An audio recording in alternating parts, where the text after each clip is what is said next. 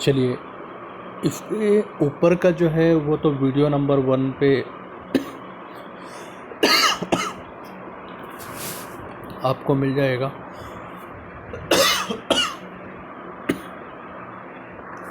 आगे का देखते हैं दोस्तों। देखो, ये वाला पोर्शन थोड़ा यहाँ से वापस से समझ लेते हैं। पॉइंट नंबर 4 से इसमें लिखा सिक्योर्ड और अनसिक्योर्ड डिपॉजिट, मतलब जो सामने वाला डिपॉजिटर हमें डिपॉजिट ला के देगा वो डिपॉजिट सिक्योर्ड रहेगा या अनसिक्योर्ड रहेगा। तो कंपनी दोनों तरह से डिपॉजिट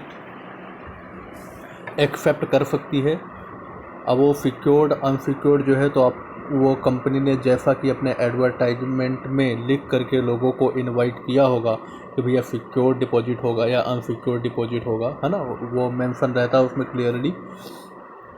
तो अगर वो सिक्योर्ड डिपॉजिट बोल के अपन ने एक्सेप्ट किया है तो वो डिपॉजिट सिक्योर वाला ही रहना चाहिए। और अगर ऐसा कुछ बोला ही नहीं, अनसिक्योर्ड, है ना, ओके। आगे इसमें ये नीचे वाली लाइन में लिखा है कि if company offer secure deposit, अगर मान लो कंपनी ने लोगों को बोला है कि ये जो आप डिपॉजिट दे रहे हो सिक्योर्ड है एकदम, है ना, मतलब कोई ना कोई एफर्ट गिरवी रखी हुई है आपके नाम से, आप टेंशन मत लो। तो उसके लिए क्या है कि लिखा है it has to create a charge on its tangible asset within 30 days of acceptance of deposit. मतलब ये कि जैसे आपने डिपॉजिट एक्सेप्ट कर लिया, उसके 30 दिनों के अंदर अंदर जो वाली एसेट आपने उनको बोला था कि ये एज अ चार्ज है, मतलब सॉरी सिक्योर्ड है, तो उस एसेट पे उन डिपॉजिटर्स का चार्ज चढ़वाना पड़ेगा कि वो वाली एसेट पे उन डिपॉजिटर का हक होगा पहला, अगर हमने उनका डिपॉजिट वापस नहीं दिया तो, है ना। जैसे हम लोग हाउसिंग लोन लेते हैं तो घर बैंक के नाम से गिरवी हो जाता है, उसी तरीके से, है ना। चलिए आगे देखते हैं। Application form, a company has to provide application form, point number 5 पे है। क्या बोल रहा है? Company has to provide application form, it should contain a declaration by the applicant that the deposit he is making is not made out of any money borrowed by him from another person। मतलब company लोगों को, मतलब depositor को एक form देगी और depositor form fill करके देगा और वो डिक्लेरेशन देगा कि जो वो पर्सन कंपनी को डिपॉजिट दे रहा है ये उसने कहीं और से बोरो नहीं किया, मतलब सामने वाला खुद का पैसा डिपॉजिट के रूप में यहाँ रख रहा है। ऐसा नहीं कि मिस्टर बी है जो कंपनी में डिपॉजिट ला के रख रहा है और वो पैसा उसने कहीं से उधार ले रखा है ना। तो वही इसमें लिखा हुआ है कि जो डिपॉजिटर है वो डिक्लेरेशन देगा कि भैया वो जो डिपॉजिट कंपनी में रखने के लिए लाया है पैसे, वो उसने कहीं से उधारी में नहीं लिया है, ठीक है।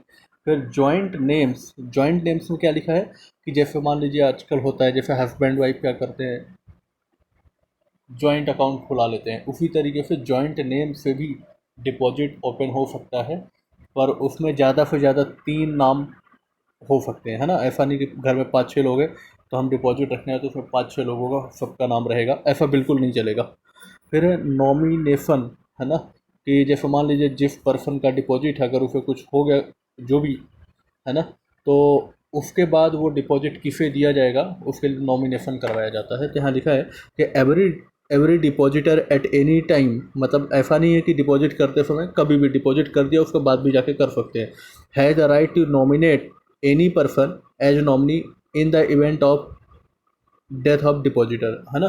कि कोई डिपॉजिटर कभी भी जाके जहाँ कंपनी है तो कंपनी में जाके उसका नॉमिनी कौन रहेगा जाके दे सकता है, और जब भी उसकी कुछ डेथ वगैरह होगी तो उसका जो फंड वहाँ होगा वो उसी नॉमिनी को ही दिए जाएंगे। फिर है point number 8, circular of deposit. Point number 8 क्या है, थोड़ा सा ऊपर कर लेते हैं इसको, काफ़ी बड़ा पॉइंट है और महत्वपूर्ण भी है। देखिए, सर्कुलर ऑफ एडवर्टाइजमेंट है ना। If company invites deposit from its member it issue a circular, है ना। बोले अगर कंपनी को मेंबर से डिपॉजिट लेना है तो एक सर्कुलर इशू कर दिया जाएगा। बट अगर इनसे लेना है पब्लिक से तो उसके लिए एडवर्टाइजमेंट देना पड़ेगा, है ना। तो ये ट्रू फॉल्स इसमें वगैरह आ सकता है कि भैया अगर कंपनी डिपॉजिट एक्सेप्ट करी मेंबर से तो सर्कुलर देगी, चल जाएगा। और लेकिन अगर उसे पब्लिक से अगर डिपॉजिट एक्सेप्ट करना है तो इनवाइट करने के लिए एडवर्टाइजमेंट करना पड़ेगा, है ना। अब देखिए कंटेंट ऑफ सर्कुलर और एडवर्टाइजमेंट, मतलब एडवर्टाइजमेंट और सर्कुलर में क्या लिखा हुआ होता है वो देखिए। Statement about the financial position of the company, मतलब वही कंपनी की क्या फाइनेंशियल पोजीशन है उसके लिए स्टेटमेंट।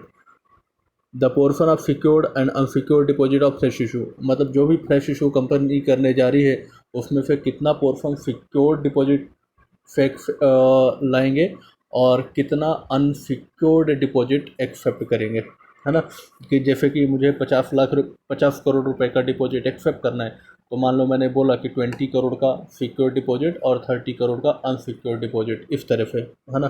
फिर credit rating obtained from a credit rating agency only for eligible public company, ये कहाँ पे करना है, एलिजिबल पब्लिक कंपनी में करना है। क्या करना है, क्रेडिट रेटिंग लेना है ना। क्रेडिट रेटिंग क्या होता है कि जैसे आप भी जब अगर आपको, आपने हमेशा सुना होगा घर पे मोबाइल फाइनेंस करने जाते हैं, है ना। या फिर कोई घर वगैरह हम फाइनेंस करवाते हैं तो हमेशा एक चीज़ लिख के आती है कि भैया अपना क्रेडिट रेटिंग ख़राब मत करना, क्योंकि अगर क्रेडिट रेटिंग ख़राब हो गया तो लोन लेने में काफ़ी कठिनाई जाएगी, है ना। तो यहाँ कंपनी क्या कर रही है, लोगों से डिपॉजिट ले रही, मतलब एक टाइप का लोन ही हो गया। तो कंपनी का भी क्रेडिट अच्छा होना चाहिए। ये डिफरेंट डिफरेंट कुछ कंपनीज हैं जो क्रेडिट रेटिंग करके देती है, ठीक है। तो उसी के बारे में ही। और अगला है डिटेल्स ऑफ द स्कीम, ये जो स्कीम है डिपॉजिट की उसका डिटेल्स देना है।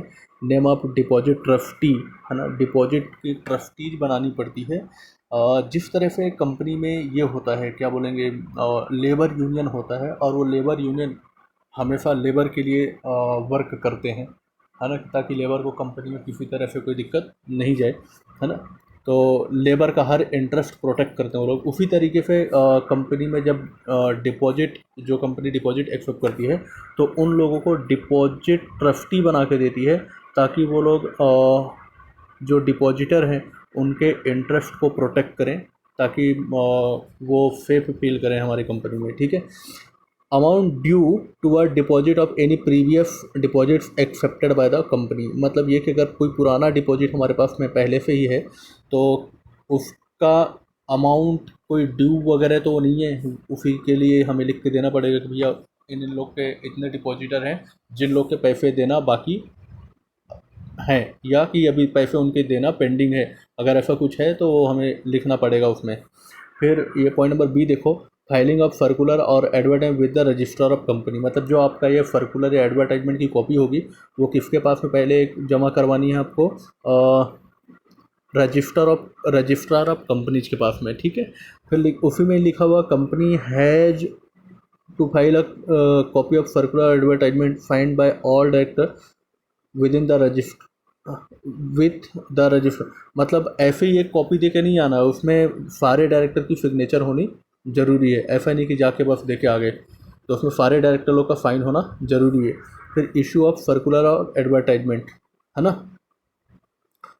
तो जब आप इसको क्या नाम है रजिस्ट्रार के पास में वो जमा करा दोगे, उसके ठीक 30 दिन बाद आप क्या कर सकते हो, इसे एडवर्टाइज कर सकते हो या लोगों को सर्कुलर कर सकते हो, ठीक है। तो वही लिखा हुआ कि only after 30 day filing a copy of circular और advertisement within registrar with the registrar of company the company can issue circular, मतलब ये जो सर्कुलर है तो हम जैसे ही रजिस्ट्रार ऑफ कंपनीज को दे देंगे उसके ठीक 30 दिन बाद हम किसी भी ये जो सर्कुलर या एडवर्टाइजमेंट होगा तो हम लोगों को पब्लिश कर सकते हैं, दे सकते हैं।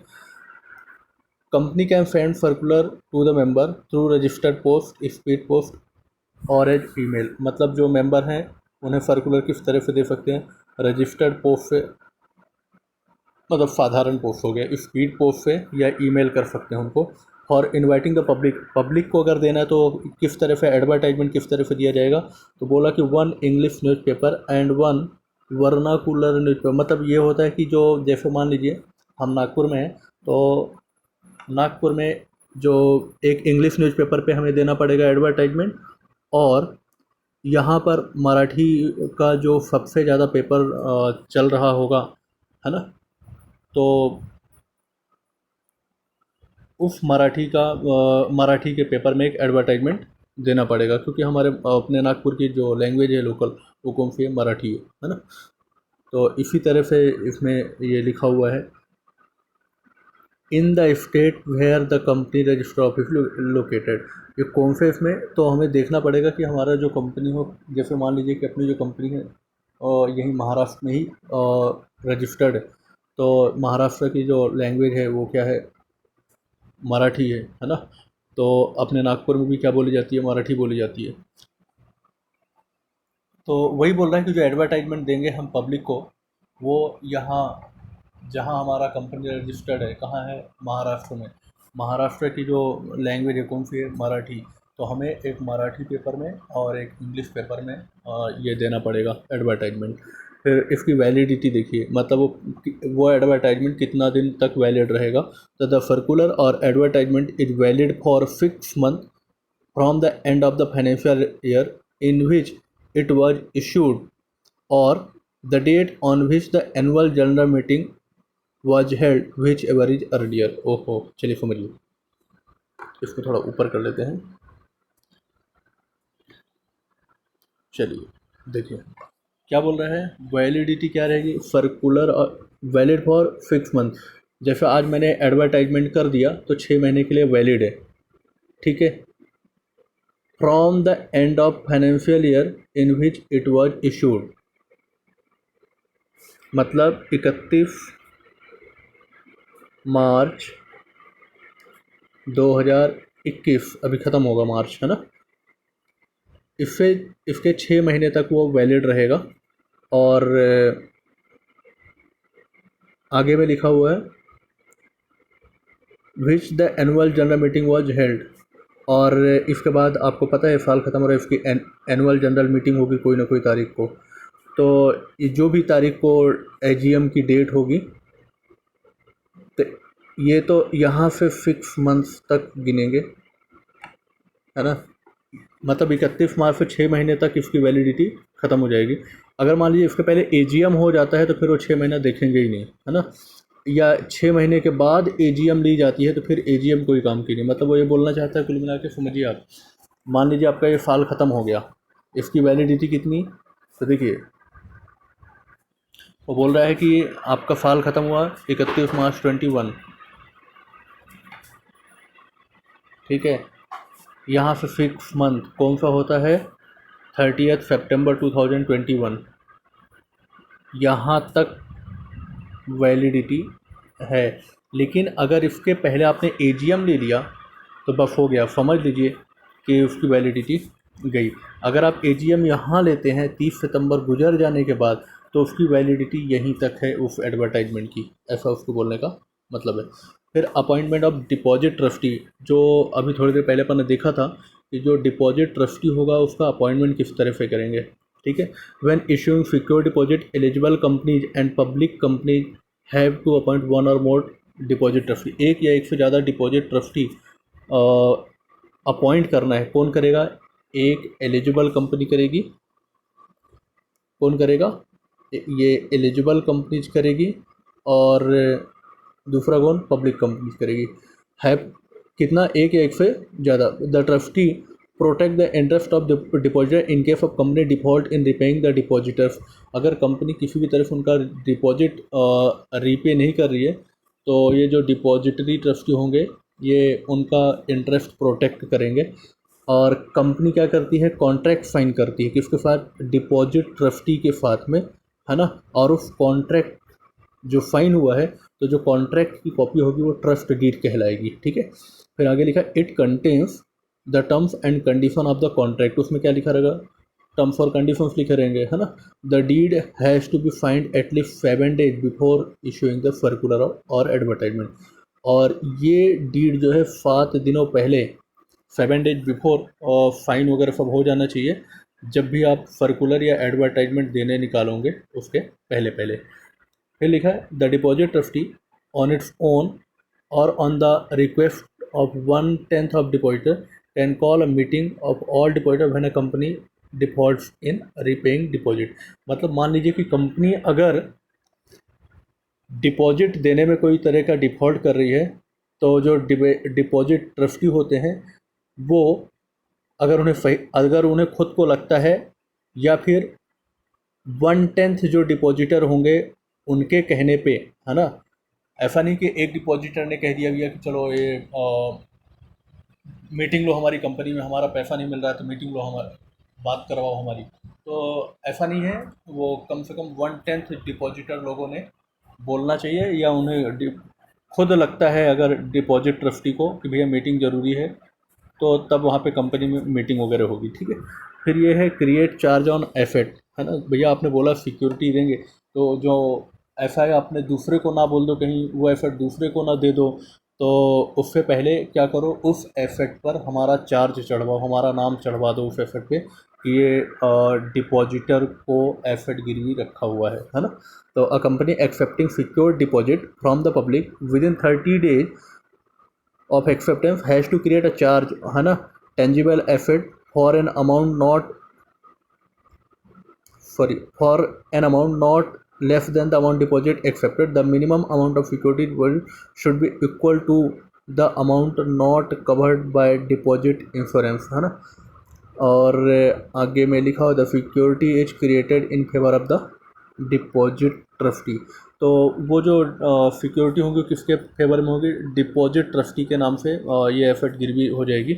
और यहाँ पे लिखा हुआ है कि मिनिमम कितना हमें एसेट गिरवी में रखना है, तो उसी के लिए ही बोला हुआ है उसमें कि यहाँ से देखते हैं for an amount not equal to, sorry यहाँ से देखिए for an amount not less than the amount of deposit accepted, है ना। जितने का आपने डिपॉजिट एक्सेप्ट किया है उतने की आपको सिक्योरिटी देनी है ना। और उसमें लिखा है the minimum amount of security should be equal to the amount not covered by deposit insurance. Deposit insurance में जो कवर नहीं है उतने की तो भी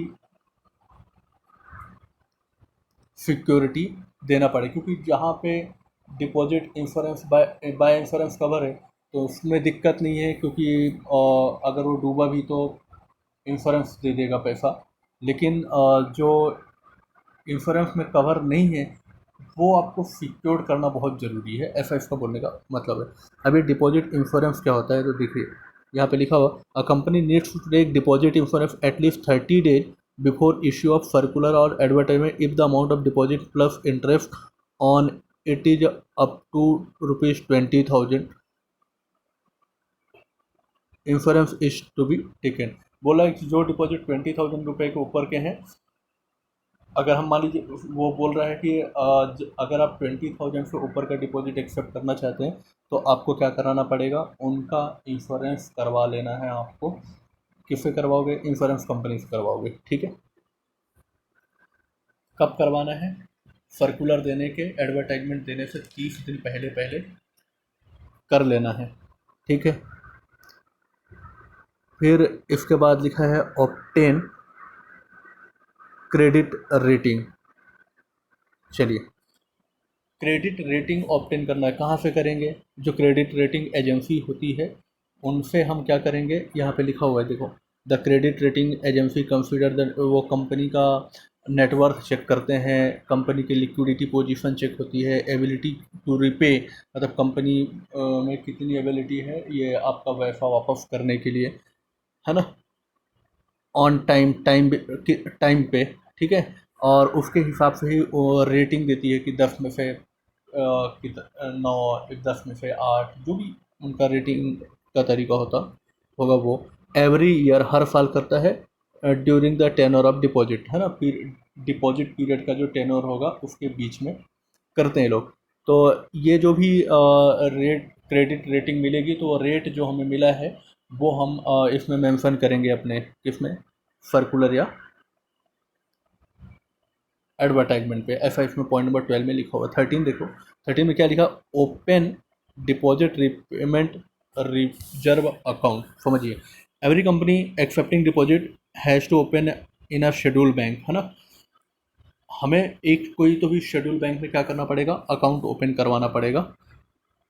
डिपॉजिट रीपेमेंट रिजर्व अकाउंट, क्या नाम से रहेगा account, deposit repayment reserve account. Every year on or before 30th April, हर साल 30 अप्रैल के पहले पहले company has to deposit an amount not less than 15% of the amount of deposit maturing during the current year and following financial year.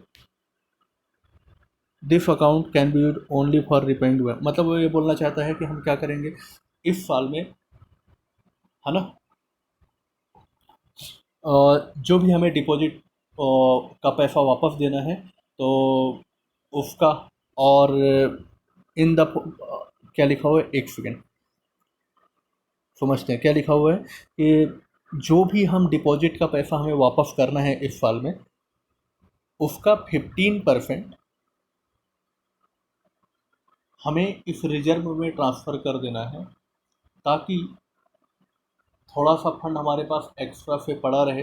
Otherwise एक साथ इतना सारा पैसा देने पे आया और नहीं रहा तो दिक्कत हो जाए, है ना। तो इसके लिए ये वाला पॉइंट है, क्या बोल रहा है कि आपको पहले ही क्या करना है कि जो पैसा आपको इस साल डिपॉजिट के रूप में वापस करना है उसका 15% का तो भी अलग से अमाउंट एक शेड्यूल बैंक में सेपरेट रख देना है, ठीक है। फिर इसमें लिखा है कि पॉइंट नंबर 8 का ए बी और 10 और 13 जो है एप्लीकेबल नहीं है किसको, प्राइवेट कंपनी को जो अपने मेंबर से डिपॉजिट एक्सेप्ट करते हैं 100% तक, ठीक है। आगे देखते हैं आगे में क्या लिखा हुआ है। पॉइंट नंबर 14 में आ जाते हैं हम लोग। Company has to issue deposit receipt to the depositors within 21 days from the date of receipt और मनी और रियलाइजेशन ऑफ चेक, है ना। बोल रहा है कि जो डिपॉजिटर हैं उन्हें बदले में जो डिपॉजिट दिया उसके बदले में डिपॉजिट का रिसिप्ट, जैसे आप लोग ट्यूशन फीस देते हो बदले में रिसिप्ट, उस तरीके जो डिपॉजिट दिया उसका बदले में रिसिप्ट दो उनको। कब देना है, 21 डेज के अंदर अंदर, है ना। जो भी उन्होंने या पैसा दिया है या उनका जिस दिन चेक क्लियर हुआ है वहाँ से 20, कई लोग कैश में दिए तो वहाँ से 21 डेज गिन लो। जिन्होंने चेक दिया तो उस केस में जिस दिन चेक क्लियर हुआ वहाँ से 21 डेज गिन के उसके दिन उतने दिनों के अंदर अंदर आपको उनको देना है। The receipt has to be find by the officer duly authorised by the board of director. मतलब जो पर्सन के तब जिम्मेदारी थी बोर्ड ऑफ डायरेक्टर ने दिया था उस पर्सन को उसमें फाइन होना ज़रूरी है। फिर उसमें लिखा है द रिसिप्ट कंटेन, रिसिप्ट में क्या रहेगा, नाम पता डिपॉजिटर का, अमाउंट कितना डिपॉजिट किया, उस पर रेट ऑफ इंटरेस्ट कितना है, और पेबल डेट कौन सी डेट को वो पैसा वापस होगा वो फार वहाँ पे मेंशन रहना चाहिए, ऐसा उसमें लिखा हुआ है, ठीक है। आगे में रजिस्टर ऑफ डिपॉजिट, कंपनी में एक डिपॉजिट का रजिस्टर होगा, कंपनी को सेपरेट रजिस्टर मेंटेन करना, ऐसा लिखा हुआ, company has to maintain a separate register for deposits accepted, जितना उसने डिपॉजिट एक्सेप्ट किया है या कोई डिपॉजिट फिर से रिन्यू हो चुका है ना, रजिस्टर्ड ऑफिस पे एक रजिस्टर मेंटेन किया जाएगा जिसमें क्या रहेगा, the details of the deposit along with the details of the depositor, मतलब डिपॉजिट और डिपॉजिटर की डिटेल्स, ठीक है, within 7 days from the date of issue of deposit receipt. जैसे ही हम डिपॉजिट रिसिप्ट दे देंगे उसको 7 दिनों के अंदर अंदर रजिस्टर मेंटेन करना है। रिटर्न ऑफ डिपॉजिट, हर साल देखो, a company has to file on or before 30th June every year, हर साल 30 जून तक कंपनी को क्या करना है, कंपनी के रजिस्ट्रार के पास में कंपनी क्या करेगी, एक डिपॉजिट का रिटर्न सबमिट करेगी जिसमें क्या होगा, सारी की सारी डिटेल्स होगी। डिपॉजिट 31 मार्च को कितनी कंपनी के पास डिपॉजिट वगैरह थी उसका सारा का सारा डिटेल सबमिट करना है। 31 मार्च अभी जब 21 ख़त्म हुआ है यहाँ तक की सारी डिटेल 30 जून के अंदर अंदर रजिस्ट्रार के पास में जमा करना पड़ेगा, यानी कि सबमिट करना पड़ेगा। ठीक है। Interest, the maximum rate of interest on deposit depend upon guidelines given by RBI from time to time. RBI का टाइम टू टाइम गाइडलाइन आते रहता है कि कितना डिपॉजिट रेट ऑफ इंटरेस्ट वगैरह रहेगा, है ना। In case of premature repayment of deposits, company can deduct 1% interest from the rate of interest stated at the time of acceptance of deposit। फिर लिखा है ना, मतलब वो ये बोल रहा है कि आरबीआई जो परसेंट बोलेगा उस पर वही परसेंट ही आपको रखना है। और मान लो कोई आता है और बोलता है कि भैया 10 महीने के लिए डिपॉजिट रखा था लेकिन अब मुझे पैसे की जरूरत है, मेरा डिपॉजिट वापस दो, तो कंपनी वहाँ पे 1% इंटरेस्ट कम कर सकती है, ऐसा यहाँ पे लिखा हुआ है। फिर यहाँ पे लिखा for deposit matured and claimed but remains unpaid by the company has to pay a penal rate of interest at the rate 18% for the overdue period. बोल रहा है कि अगर मैच्योर्ड हो चुका है लेकिन कंपनी ने अभी तक उस डिपॉजिट का पैसा दिया नहीं है, तो कंपनी को 18% का क्या लगेगा, इंटरेस्ट के साथ वापस करना पड़ेगा। मतलब वो डिपॉजिट और इंटरेस्ट तो देना ही देना है, अभी जितना ओवर ड्यू जाएगा उस पीरियड पे 18% का इंटरेस्ट लगेगा। ठीक है।